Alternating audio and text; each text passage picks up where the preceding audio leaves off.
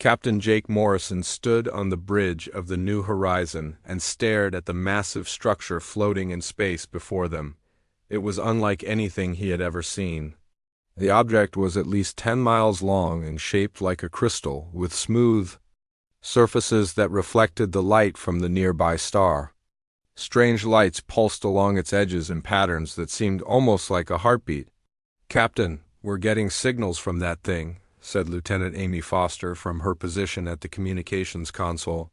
Her voice carried excitement mixed with nervousness. "It's not random noise. These are definitely artificial signals." Morrison nodded and walked closer to the main viewing screen. Behind him, the bridge crew of the New Horizon worked quietly at their stations.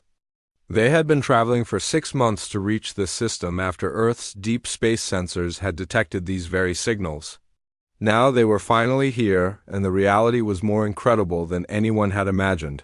"What kind of signals, Amy?" Morrison asked. "They're complex, sir. Mathematical patterns, but also something else.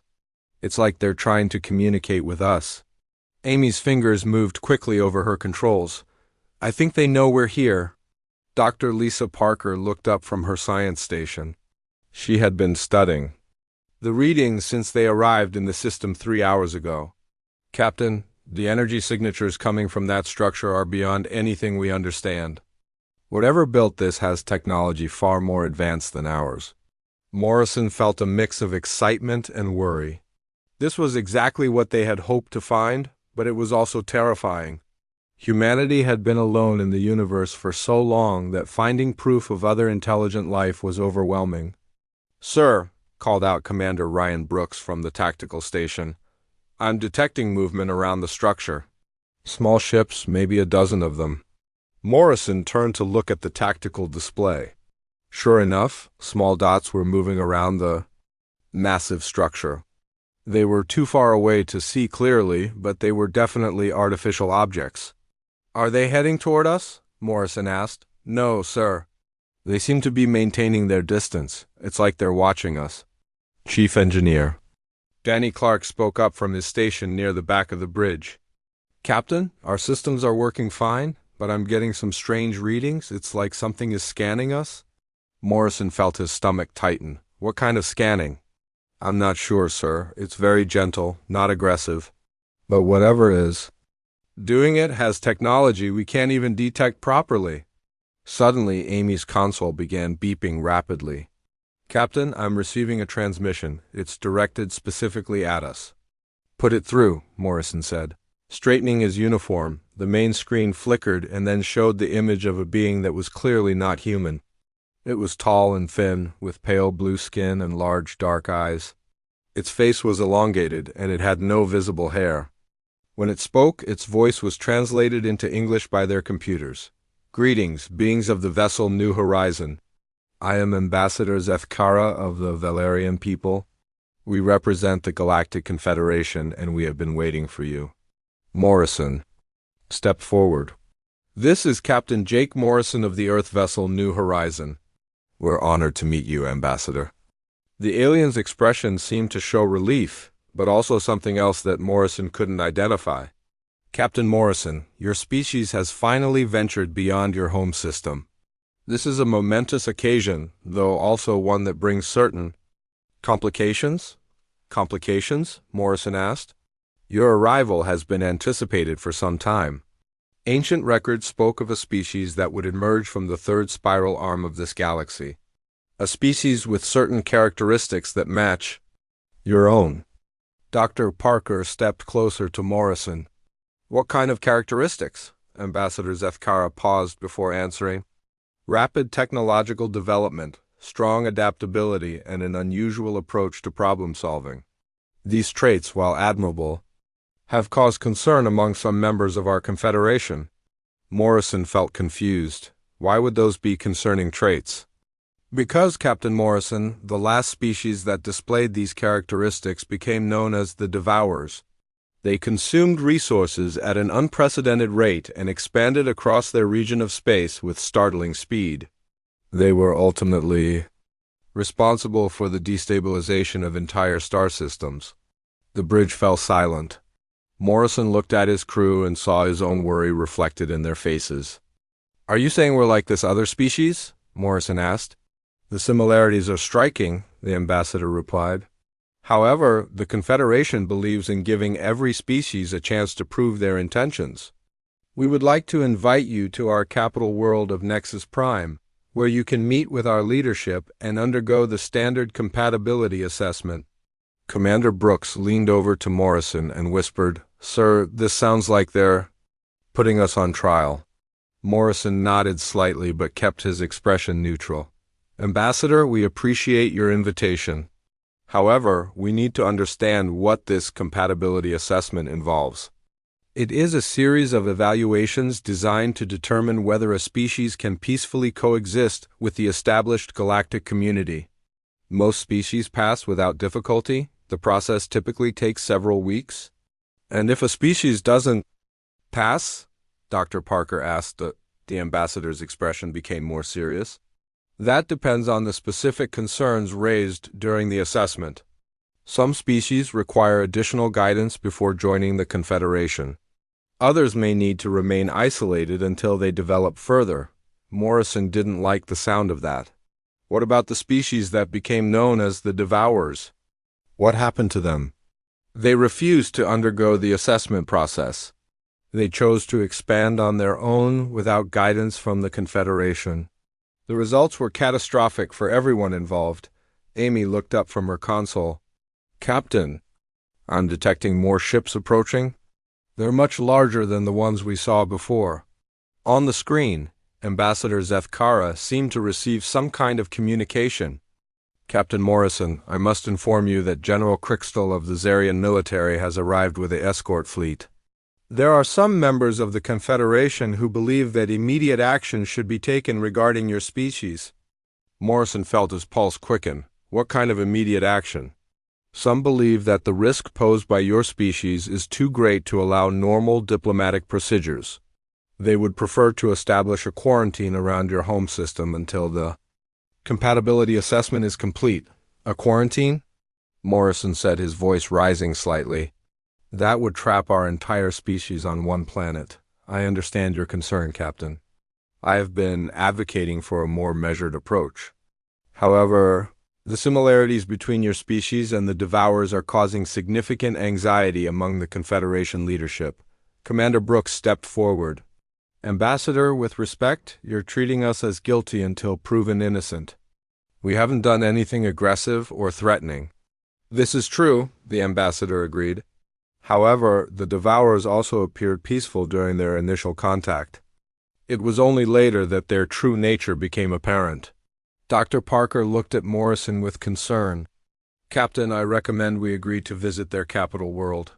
We need to understand the situation better, and we need to represent humanity properly." Morrison considered their options. They were billions of miles from Earth, surrounded by alien ships with superior technology. But they were also humanity's first ambassadors to the galaxy, and their decisions could affect the entire human race. "Ambassador Zethkara," Morrison said finally, "we accept your invitation to visit Nexus Prime. We're willing to undergo your compatibility assessment because we believe it will demonstrate that humanity can be a positive addition to the galactic community." The ambassador seemed relieved. "Thank you, Captain. I will make the necessary arrangements. However, I must warn you that the process may be more challenging than you expect. There are forces within the Confederation that would prefer to see your species contained rather than integrated."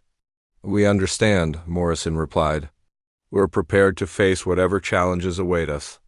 As the transmission ended, Morrison looked at his crew.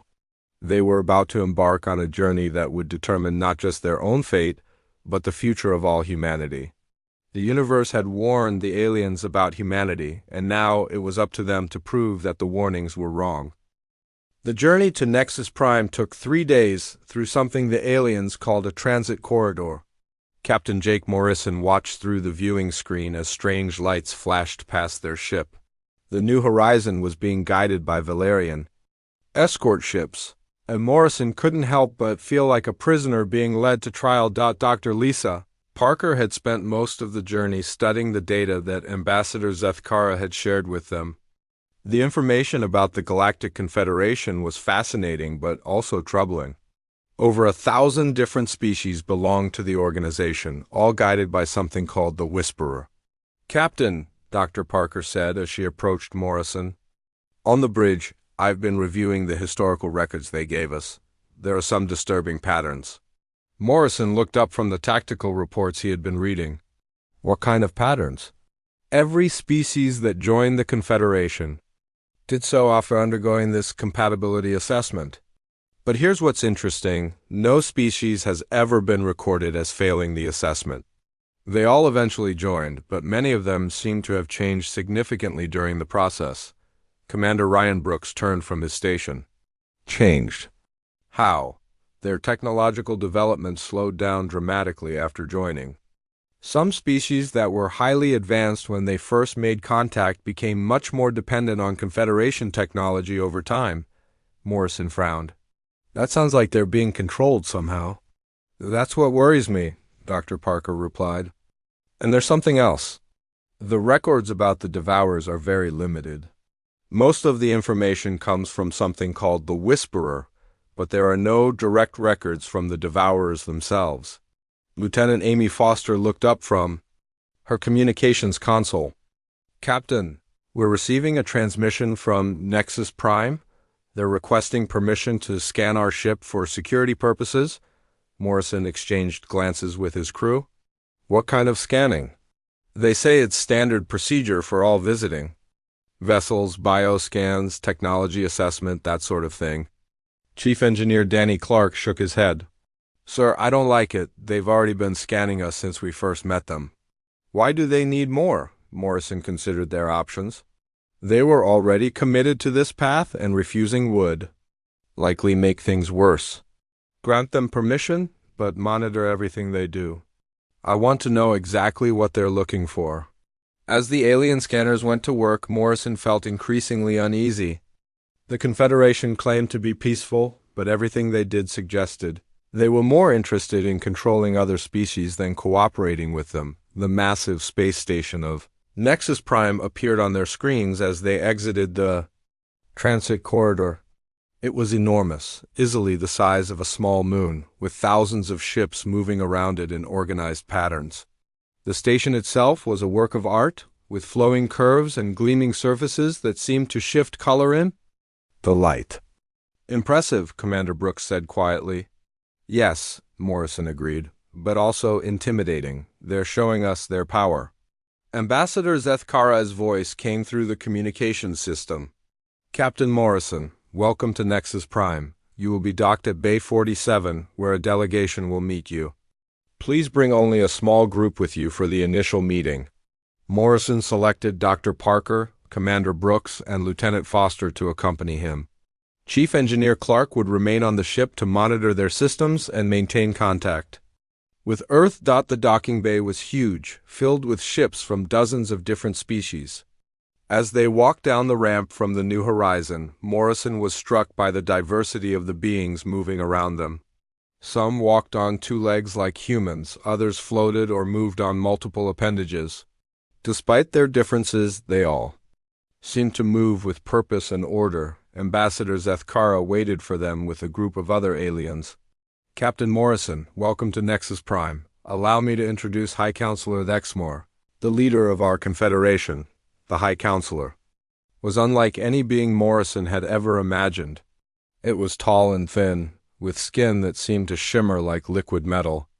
Its eyes were large and completely black, and when it spoke, its voice seemed to come from everywhere at once.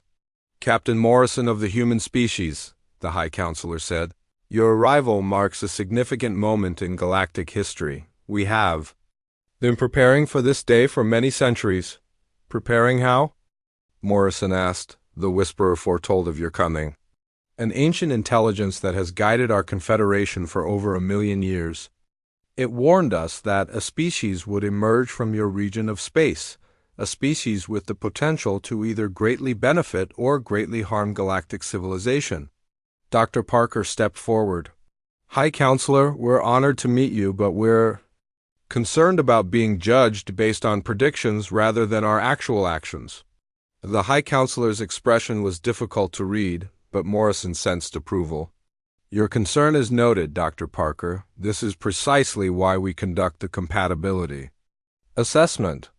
We must determine whether the Whisperer's warnings about your species are justified. What exactly did this Whisperer warn you about? Commander Brooks asked. The Whisperer described a species that would consume resources at an unprecedented rate, expand rapidly across space, and show remarkable adaptability when faced with challenges. These traits, while potentially beneficial, have historically led to conflict and instability. Lieutenant Foster looked confused, but those sound like positive traits. Why would they be considered dangerous? Because, the High Counselor replied, the last species that displayed these characteristics became known as the Devourers. They refused to accept the guidance of the Confederation and chose to expand on their own. Their actions led to the destruction of entire star systems and the extinction of dozens of species. Morrison felt a chill run down his spine. What happened to the Devourers? They disappeared approximately 50,000 years ago. The Whisperer believes they either destroyed themselves or transcended physical existence in some way. Either outcome was catastrophic for the regions of space they had inhabited. The group was led through corridors filled with incredible technology. Morrison noticed that everything seemed to be controlled by subtle signals and commands that he couldn't understand. The other species they passed seemed to move with the same purposeful coordination he had observed in the docking bay. High Counselor, Dr. Parker said, we'd like to speak with this Whisperer directly. If it has information about our species, we should hear it firsthand. The High Counselor stopped walking and turned to face them. That is highly irregular. The Whisperer rarely communicates directly with individual species, especially those that have not yet been assessed. But surely the circumstances are unusual, Morrison said. We're being judged based on its warnings. We should have the right to understand those warnings completely. The Whisperer's knowledge is vast and ancient. Direct communication with it has been known to overwhelm less developed minds. Many species have found the experience disturbing or even harmful.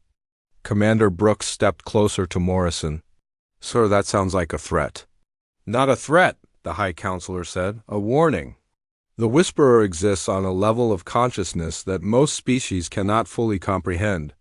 However, if you insist on direct communication, it can be arranged. We insist, Morrison said firmly. The High Counselor led them to a chamber deep within the station. The room was circular, with walls that seemed to be made of flowing energy. At the center was a raised platform surrounded by complex machinery. The Whisperer will manifest here, the High Counselor explained. Remember, you requested this communication despite our warnings. And the machinery began to hum, and the air in the chamber seemed to thicken. Slowly, a form began to take shape on the platform. It was not solid, but rather a shifting pattern of light and shadow that seemed to pulse with its own rhythm. I am the Whisperer, the form said, its voice echoing strangely in the chamber. I have watched the rise and fall of civilizations for eons. I have seen the patterns that lead to growth and those that lead to destruction.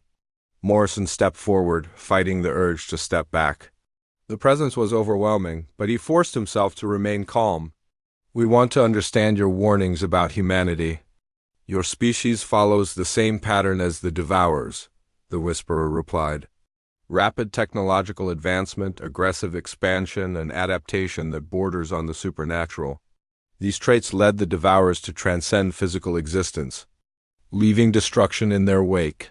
But we're not the Devourers, Dr. Parker said. We're a different species entirely. The pattern is the same, the Whisperer insisted. The outcome will be the same unless you accept the guidance of the Confederation. Morrison felt anger rising in his chest. You're condemning us for things we haven't done, based on the actions of a completely different species from thousands of years ago. The pattern does not lie, the Whisperer said. Join the Confederation, accept our guidance, and your species will find peace and prosperity. Refuse, and you will follow the path of the Devourers. The form began to fade, but its final words echoed in the chamber. The universe warned us about humanity. We will not make the same mistake twice. As they left the chamber, Morrison felt the weight of the galaxy's expectations pressing down on him. The next morning, Captain Jake Morrison woke up in his guest quarters on Nexus Prime feeling troubled. The conversation with the Whisperer had left him with more questions than answers.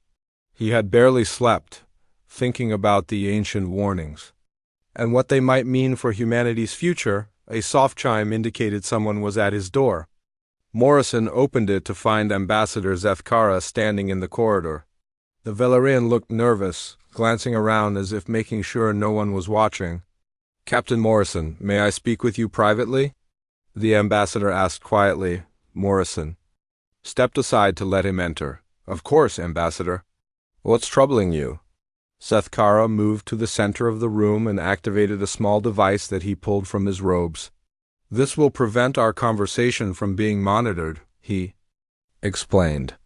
"What I'm about to tell you could be considered treasonous by some members of the Confederation." Morrison felt his pulse quicken. "I'm listening." "The Whisperer is not telling you the complete truth about the Devourers," Zethkara said.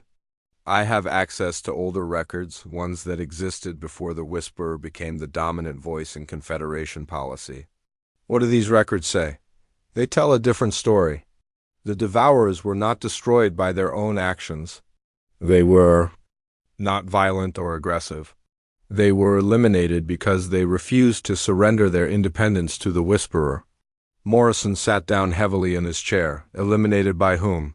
"By the Confederation itself, under the Whisperer's guidance." The Devourers had developed technology that could free other species from the Whisperer's influence.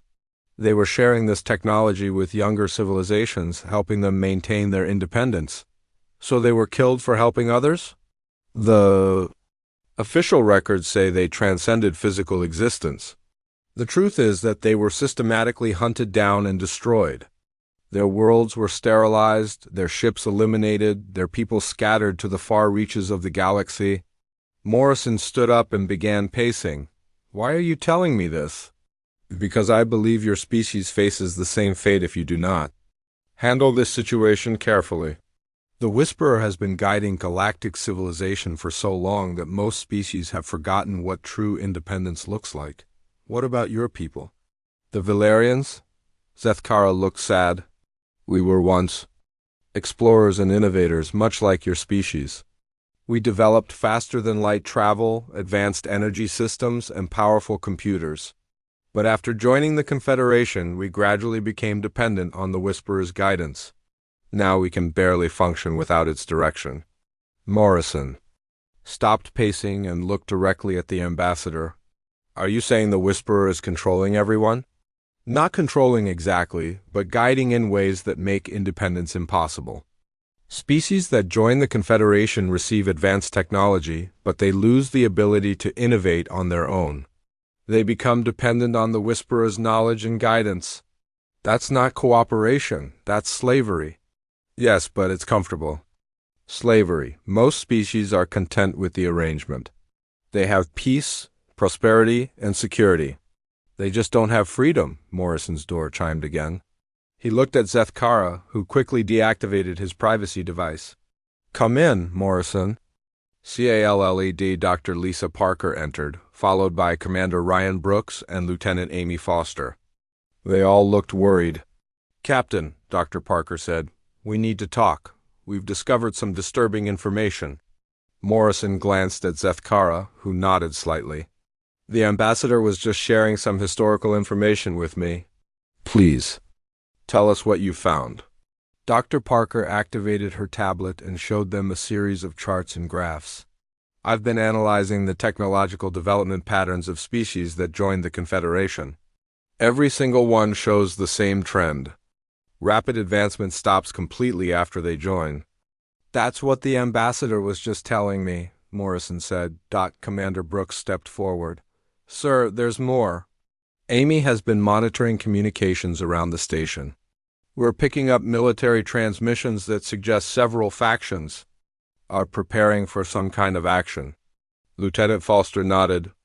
The Zarian military ships that arrived yesterday have been joined by vessels from at least 6 other species. They're positioning themselves around the station in what looks like a defensive formation. Or an offensive one, Brooks added grimly, Ambassador. Zethkara spoke quietly. General Crickstall has been arguing that your species should be dealt with immediately.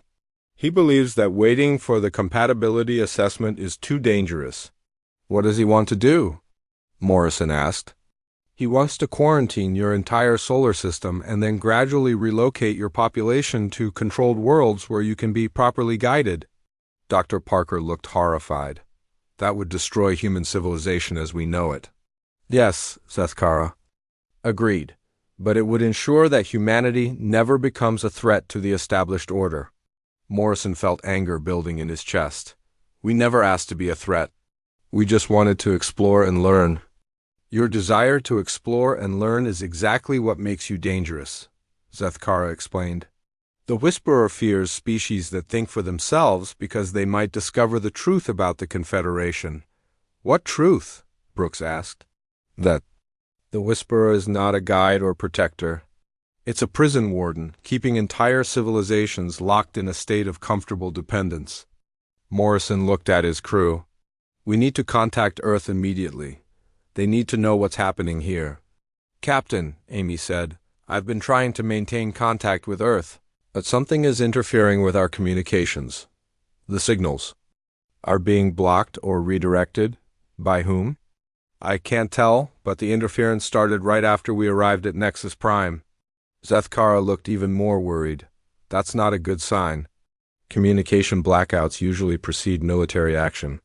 Morrison made a decision. We need to leave, now. Captain, Dr. Parker said, if we leave without completing the assessment, it could be seen as an act of aggression. And if we stay, we might never leave at all, Morrison replied. Ambassador, can you help us get back to our ship? Zethkara hesitated. If I help you, I'll be branded a traitor to the Confederation.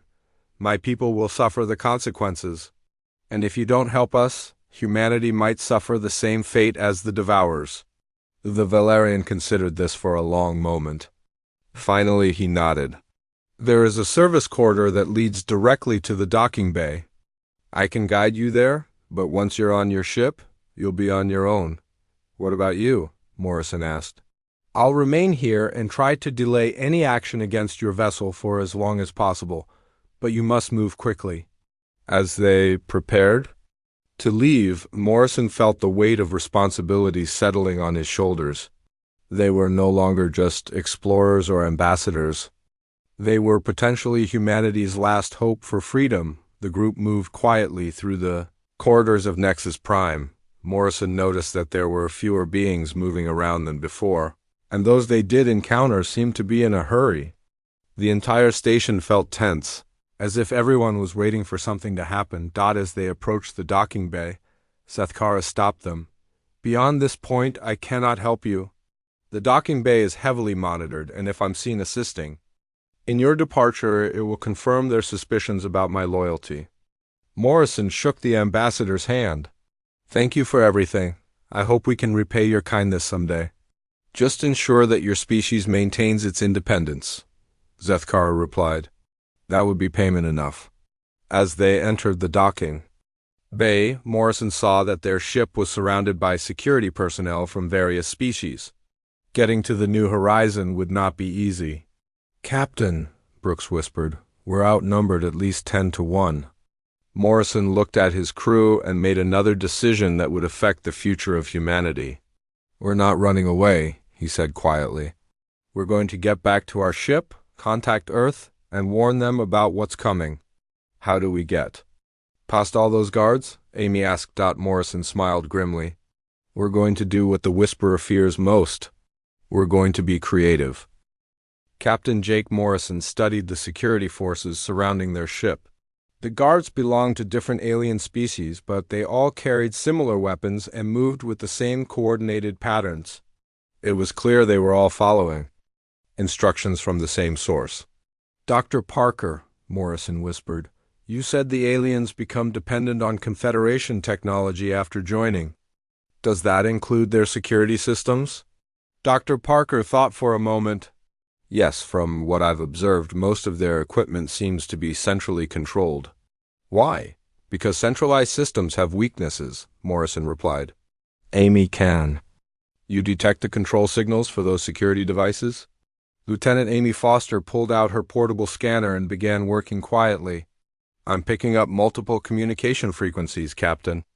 They're all connected to the station's main computer network. Can you disrupt them? Maybe, but only temporarily. And it would definitely alert them to what we're doing. Commander Ryan Brooks looked at the guards again. Sir, even if we disable their equipment, we still have to deal with the aliens themselves. Some of those species look pretty tough. Morrison nodded. That's where Chief Engineer Clark comes in. He activated his communicator on the lowest possible setting. Danny, are you there? Chief Engineer Danny Clark's voice came through quietly. Here, Captain. I've been monitoring the situation from the ship. Looks like you've got some uninvited guests down there. Danny, I need you to prepare the ship for immediate departure. Also, can you create some kind of distraction? What kind of distraction did you have in mind, sir? Morrison smiled. Something loud and flashy. We need to draw attention away from the main entrance to our ship. I can overload one of our secondary power conduits. It'll create a lot of sparks and noise, but it won't damage anything important. Perfect. Give us 60 seconds, then start. The fireworks. Morrison turned to his team. Here's the plan. When Danny creates his distraction, Amy will jam the security communications. In the confusion, we'll make our way to the ship. Once we're aboard, we leave immediately. What about clearance for departure? Dr. Parker asked. We're not asking for clearance, Morrison replied grimly. They positioned themselves near the edge of the docking bay, trying to look casual while keeping the new horizon in sight. Morrison counted down the seconds in his head, wondering if their plan would work or if they were about to make the situation much worse. Suddenly, a brilliant flash of light erupted from the side of their ship, followed by a series of loud electrical crackling sounds. Sparks flew in all directions, and smoke began pouring from one of the external access panels. The security guards immediately moved toward the distraction, speaking rapidly into their communication devices. That was when Amy activated her jamming signal. The effect was immediate and more dramatic than Morrison had expected. The guards stopped moving in their coordinated patterns and began looking around in confusion. Some of them began tapping their communication devices. Others started looking at their weapons as if they had suddenly stopped working. Now, Morrison whispered. The four humans moved quickly but carefully toward their ship. They had covered about half the distance when one of the guards noticed them. The alien began shouting in its own language, pointing at the humans. Run, Morrison ordered. They sprinted the remaining distance to the New Horizons boarding ramp. Behind them, Morrison could hear the sounds of confusion and alarm spreading throughout the docking bay.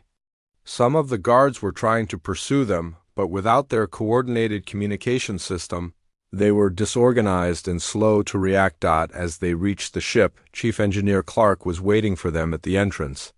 Welcome back, Captain. I hope you enjoyed your visit. Get us out of here, Danny, fast. Morrison and his crew rushed to the bridge as the ship's engines came online. Through the viewing screen, they could see security forces scrambling around the docking bay, but the New Horizon was already beginning to move. Amy, try to establish contact with Earth, Morrison ordered as he took his position in the captain's chair. I'm trying, sir, but there's still heavy interference. Keep trying. Brooks, what's our tactical situation? Commander Brooks studied his displays. Several ships are moving to intercept us, Captain. They're not firing yet, but they're definitely trying to prevent our departure. How many ships? At least 20, sir. And they're much more advanced than we are. Morrison felt his stomach tighten. The New Horizon was fast and maneuverable, but it was not a warship. In a direct confrontation with 20 alien vessels, they would be destroyed in minutes. Danny, how long until we can enter the transit corridor? Another 10 minutes, Captain? But we have to reach the entry point first, and those ships are positioned to block our path. Morrison studied the tactical display, looking for options. The alien ships were moving to surround them, but they seemed to be trying to capture rather than destroy the new horizon. That gave him an idea. Amy, can you establish communication with the Confederation forces?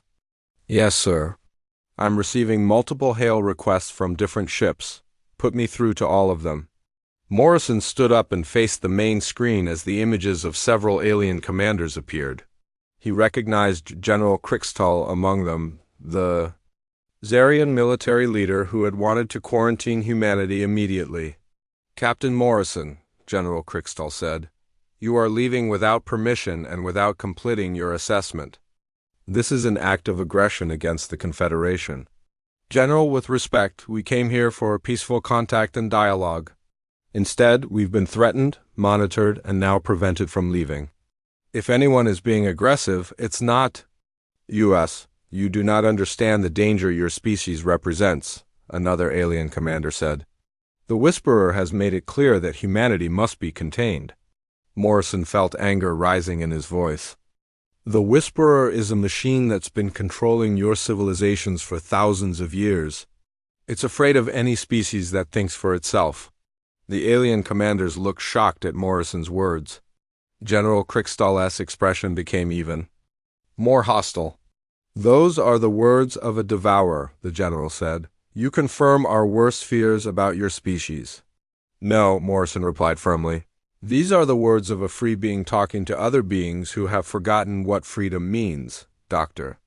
Parker stepped beside Morrison. Generals, commanders, think about your own histories. Before you joined the Confederation, your species explored, innovated, and grew. What have you accomplished since then? What new discoveries have you made?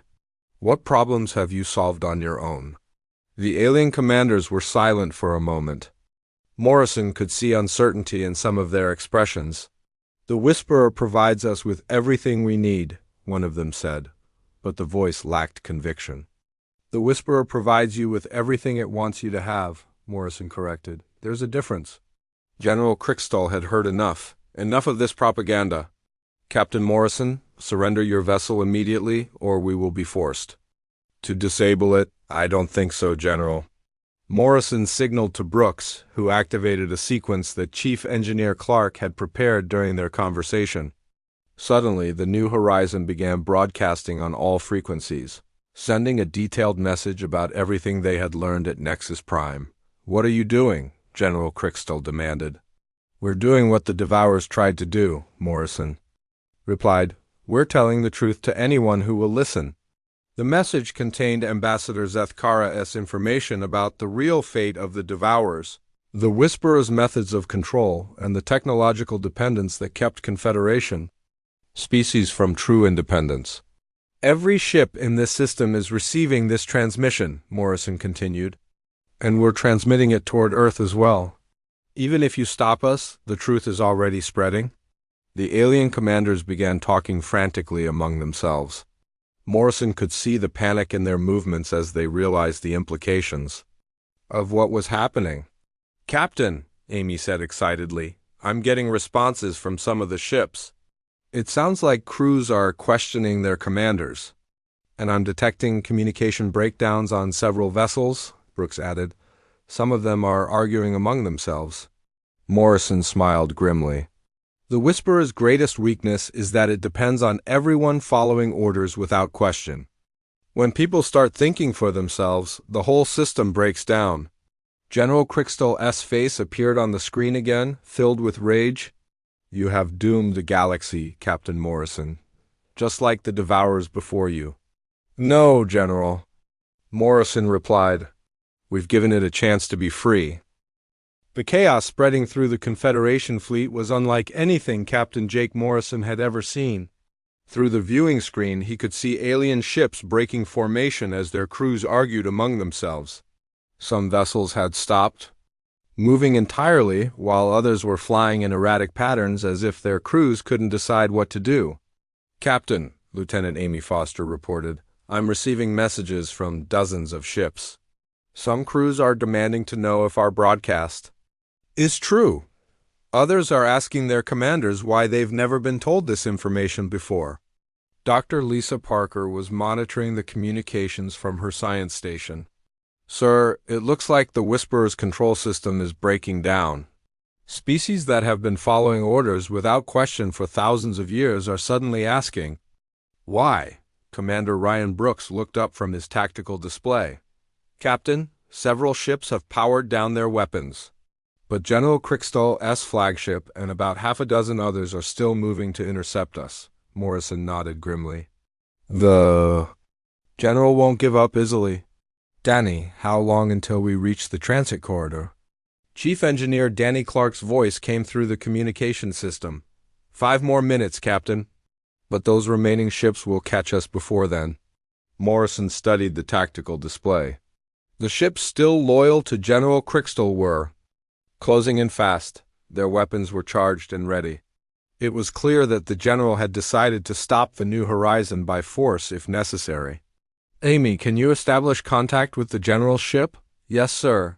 He's actually trying to contact. Yes, put him through. General Crickstall's face appeared on the main screen. Behind him, Morrison could see his bridge crew working frantically at their stations. The General looked angry and desperate. Captain Morrison, the General said, you have created chaos throughout the fleet. Crews are refusing orders, commanders are questioning the Whisperer's guidance, and discipline is breaking down everywhere. That's not chaos, General, Morrison replied. That's freedom. Freedom leads to destruction. The Whisperer has maintained peace and order for 1,000,000 years. Your actions threaten to undo everything we have built. Dr. Parker stepped forward. General, what have you built?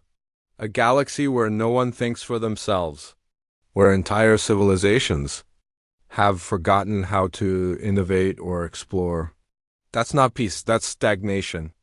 A better stagnation than the destruction the Devourers brought, the General replied angrily. The Devourers didn't bring destruction, Morrison said. They brought the possibility of growth and independence. The Whisperer destroyed them because it was afraid of losing control. I will not allow your species to repeat their mistakes, General Crickstall declared. If you will not surrender, I will destroy your ship. And prove our point about the Confederation's methods? Morrison challenged. The General paused, clearly realizing the trap he was in. If he destroyed the New Horizon, it would confirm everything Morrison had said about the Confederation using force to maintain control. Suddenly, Amy's console began beeping rapidly. Captain, I'm receiving a transmission from another ship. It's Ambassador Zethkara. Put him through. The Villarian ambassador appeared on a smaller screen beside the General's image. He looked worried but determined. Captain Morrison, Zethkara sighed.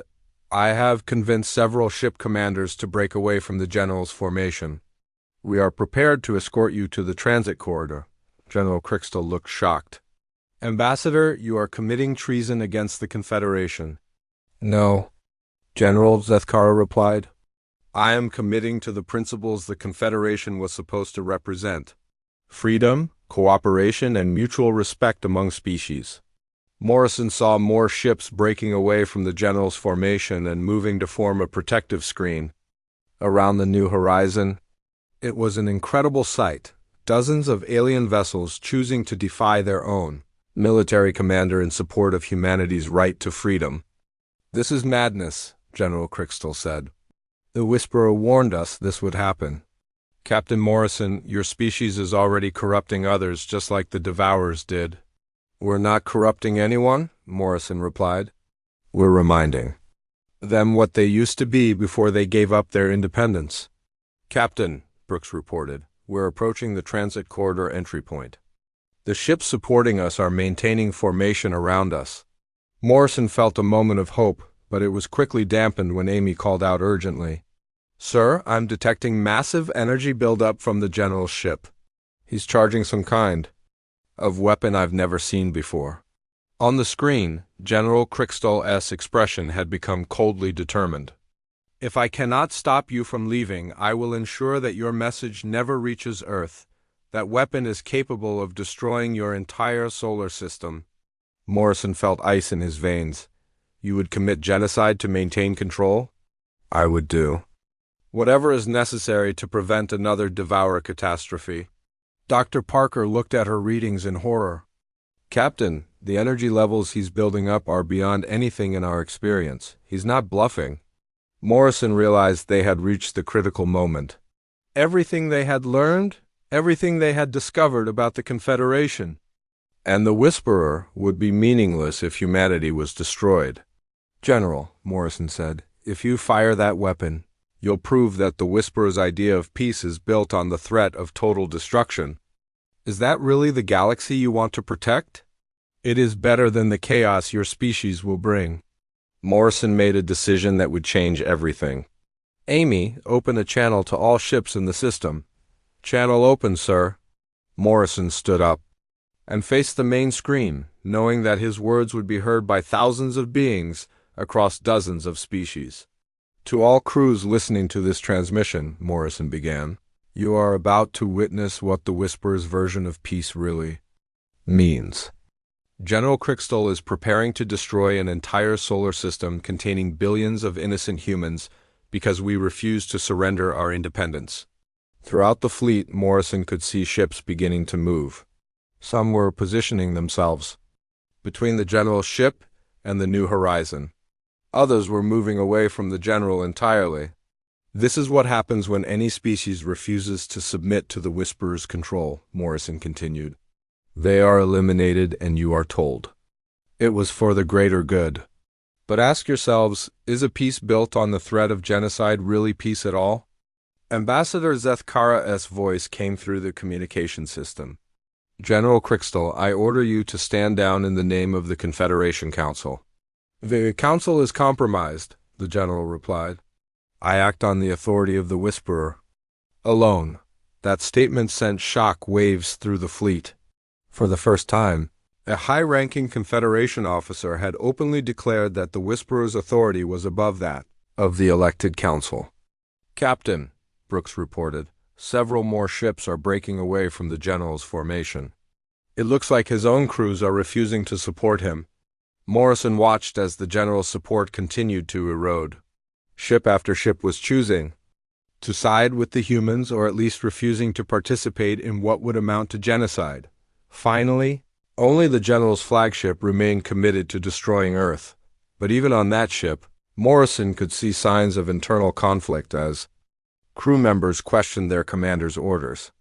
General, Morrison said, look around you. Your own people are abandoning this course of action. The galaxy doesn't want this kind of peace anymore. General Crystal looked at his tactical display and saw that he was now virtually alone. His expression changed from determination to defeat. You have doomed us all, he said quietly. Then cut the communication. His ship powered down its massive weapon and retreated from the system. Morrison felt a wave of relief wash over him. Danny, get us into that transit corridor. We're going home. As the New Horizon entered the transit corridor that would take them back toward Earth, Morrison reflected on what they had accomplished. They had not conquered the galaxy through superior firepower or technology. Instead, they had reminded other species what freedom meant and given them the courage to reclaim it. Ambassador, Zethkara's voice came through one final time.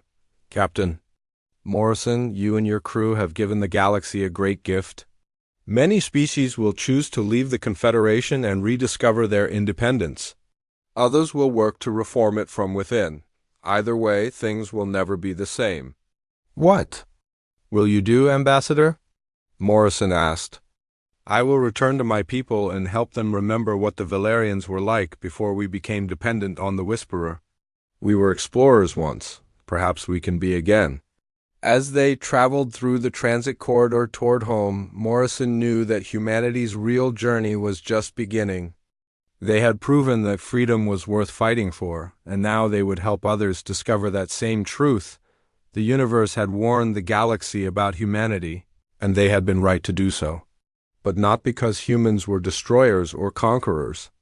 They were dangerous because they carried something far more powerful than any weapon, the idea that all beings deserve to be free.